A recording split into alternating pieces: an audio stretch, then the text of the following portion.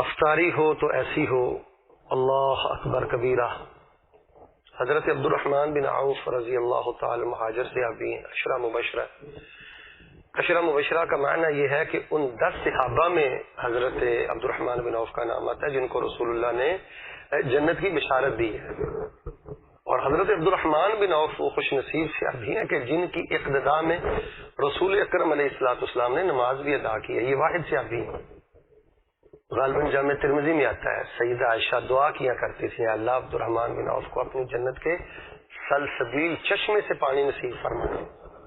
یہ شرف تھا، یہ شان اور یہ مقام تھا۔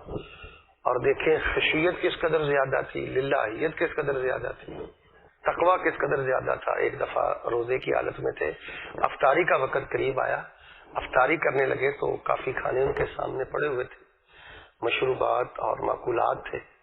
تو افطاری سے قبل جب انہوں نے اللہ کی نعمتوں کو اپنے سامنے دیکھا تو زاروں قطار رو پڑے اور کہنے لگے کہ مصعب بن عمیر مجھ سے بہتر تھا، حمزہ بن عبد المطلب مجھ سے بہتر تھے، لیکن جب ہم نے ان کو دفن کیا تو ان کی غربت کا عالم یہ تھا کہ ان کو کفن دینے کے لیے ہمارے پاس کفن کے کپڑے بھی پورے نہیں تھے۔ ایک چادر تھی، سر چھپاتے تھے تو پاؤں ننگے ہوتے تھے، پاؤں چھپاتے تھے تو سر ننگا ہوتا تھا۔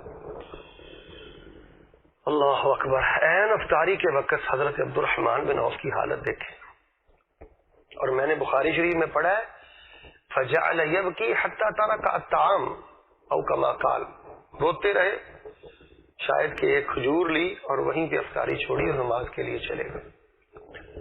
تو میں اپنے پیارے روزے دار بھائی جو افطاریاں کرتے ہیں ان کی خدمت میں گزارش کروں گا کہ صرف افطاری کے سامان میں عیب جوئی نہ کیا کریں کہ اس میں میٹھا کم ہے، اس میں نمک زیادہ ہے، یہ چیز اچھی نہیں بنی، یہ چیز اچھی نہیں بنی۔ اللہ کا شکر ادا کیا کریں، آپ ہزاروں سے بہتر ہیں، آپ ہزاروں سے بہتر ہیں۔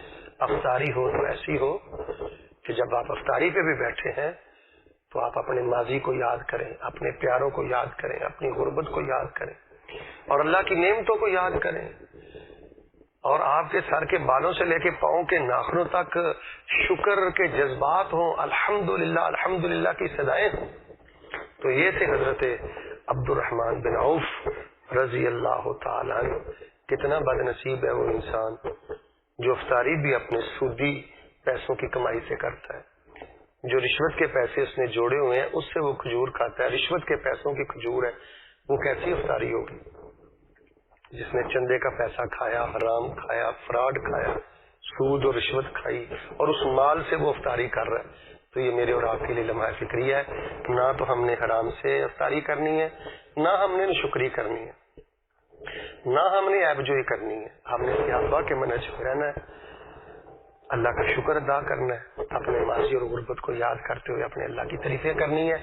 افطاری ہو تو ایسی ہو، اللہ حضرت عبدالرحمن بن عوف کی قبر کو نور سے بھر دے اور ہمارا حشر انہی کے ساتھ قیامت والے دن کرے۔